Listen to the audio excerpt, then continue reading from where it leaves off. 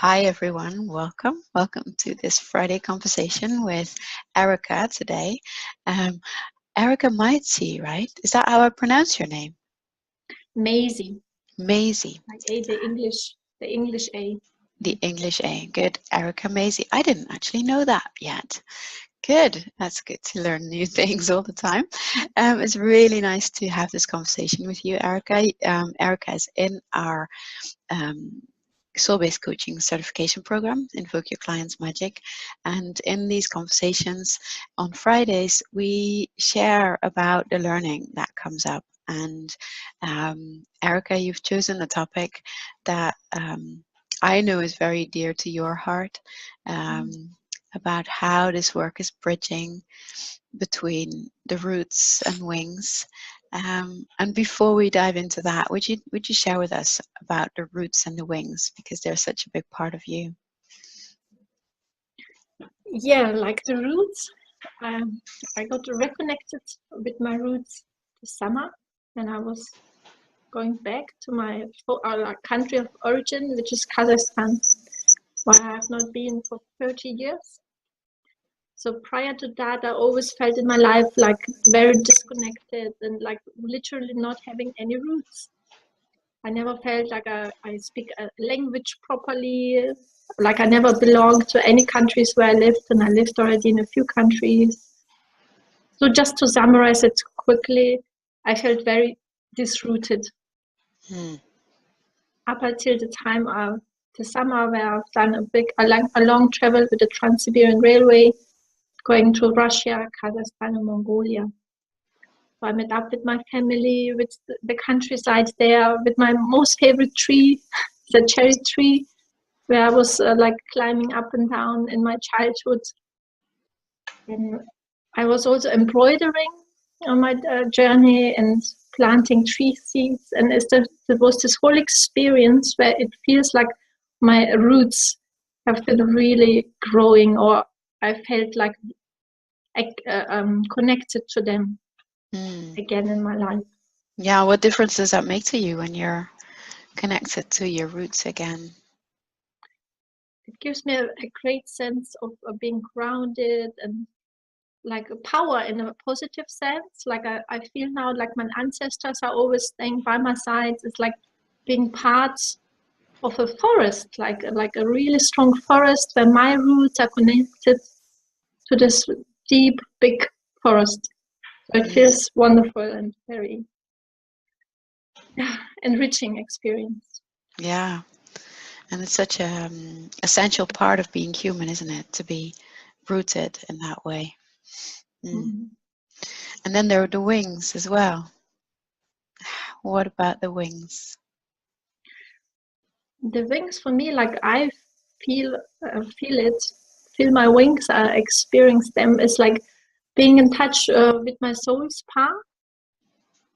Like it gives me a great sense like of ease, like in a way,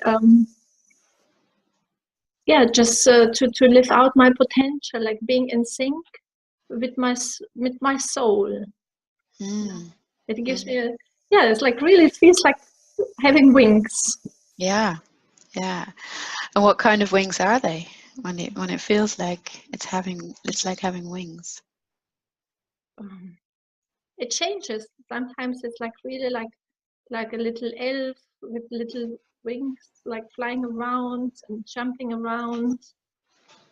And sometimes it's like also like the upper part of the tree, like there's the trunk and how is it called, like yes, all the leaves, all the foliage. Yeah, like the upper part of the leaves, which are close to the sky and are really blossoming. Sometimes it also feels like that. It changes.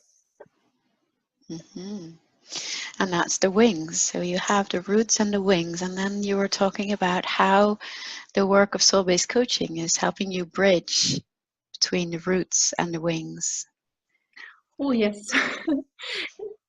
That's why I love it so much, the social-based coaching, because I finally found something which really makes me connect what I always just felt like very I couldn't touch it. I just felt it like in a metaphoric way, and that's where we get to social based coaching. It's a metaphor, like about this roots or the wings or what it means to me, and it's the sense like of becoming really present. How this metaphor is working through me, like the embodiment of this, like for me, like the roots or the wings, and to this, to the questions, and to the holding space, practicing. A metaphor evolves, and I can like practically work with these images. With your own images, you mean, as well? Do you say anything about that? About what kind of, what difference does it make for you to have the metaphor that has evolved for you, and to work with that in the way that we do in soul-based coaching? What difference does that make for you? It's in a way like it brings out like a very like a fluffy thing, like this imagery, which is like lives inside me, and it brings it really into the practice of. It's like having this metaphor, which like lives within me, and whenever I connect with this metaphor, it gives me like some answers, like to my soul's question. Sometimes it takes time. It doesn't immediately become apparent or as a metaphor, and that's what it means for me. It takes time to evolve, but it's like being in more depth in connection with my soul. And the soul speaks in this metaphor. Yeah, exactly. Yeah. It's like these, I love how you phrased it before, in the sense that how these metaphors live inside of you. Mm-hmm. They did that anyway, like they do in all of us, because that's like our primary programming language, I sometimes call it. So they live inside of us, and what we're doing with soul-based coaching is really invite them out, right? To really invite them to become part of our conscious awareness. Mm-hmm. When we do that, yes, then we can open up to these messages, and we can open up to the knowledge that we hold, that our soul holds for us. Can invite that to become part of our lives, right? I think that's what I'm hearing you say. Is that right? Yes, totally. And it's like being the bridge, the questions, and holding this space is like the bridge to connect to this metaphor, like which lies usually inside of us, where we cannot really grasp it properly. And to the question, it just comes to the surface and becomes something tangible to really work with. Yeah. Love it. Yes, the holding space part, and then the questions, that's what makes it possible for these metaphors to come out, to for us to give words to them, and then all of a sudden they have become something, and then yes, they become really tangible, right? They become something that you can actually touch, get your hands on, and it just explains so much about what it is that you're experiencing. And I love that your metaphor is saying that it's the bridge between your roots, your ancestors, your body, your being at home, your groundedness, and your soul being able to fly, to have that soul purpose unfold. That's just such a gorgeous bridge, and I love that you found this as such a natural extension of what makes sense to you, like your world, the way that you process, the way that you hold your wisdom as well. True. Yeah, But we're holding the wisdom, it's like being, the deep trunk, or like the womb in between, like midwifing, or like being the bridge between both worlds. Like, yeah, I don't know how to describe it better. Yeah, and I love it. I think it goes so closely with what I think my fascination in life is about. It's about that thing about how we are all people in bodies. Like, we are, with going through our days, with our practical the things that we need to do, like brushing our teeth or getting the groceries or making dinner. And then we are also very much soul, experiencing all this, and how we can weave the two in meaningful ways, that are, in ways that are not about in Dutch we have a saying that says navel gazing. I'm not sure that translates into every language, but it's not, when we're working with soul, it's not about just kind of looking at yourself, going inwardly and kind of getting lost in that experience. This is very much about how we bring our soul knowing into the world, right? To have that, you have that soul purpose evolve and have you shine in what you're here to do. Love that. Yes. Thank you. Is there anything else you would like to add about the bridge before we are going to be wrapping up? I think what is also very important is like the preparation for falling into this work.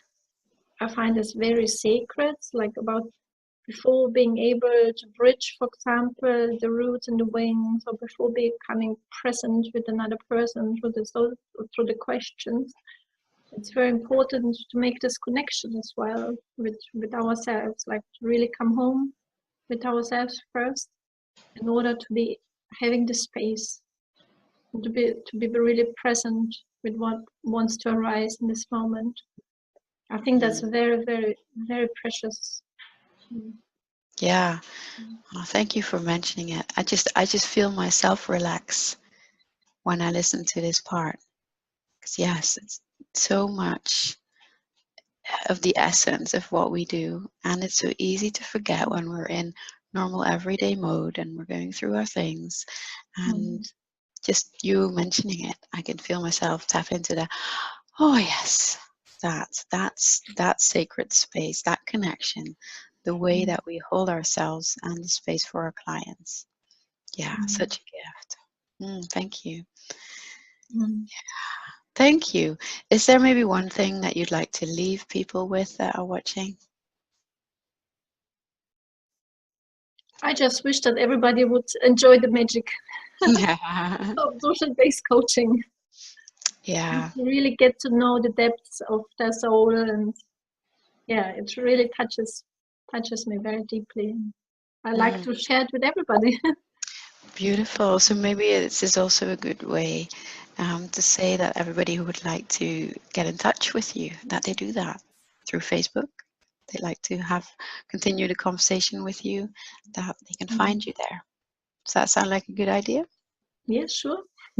Yeah. I like to connect with people. Great. More than welcome.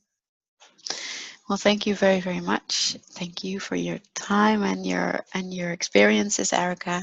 And thank you, everyone, for watching. And let us know all your questions.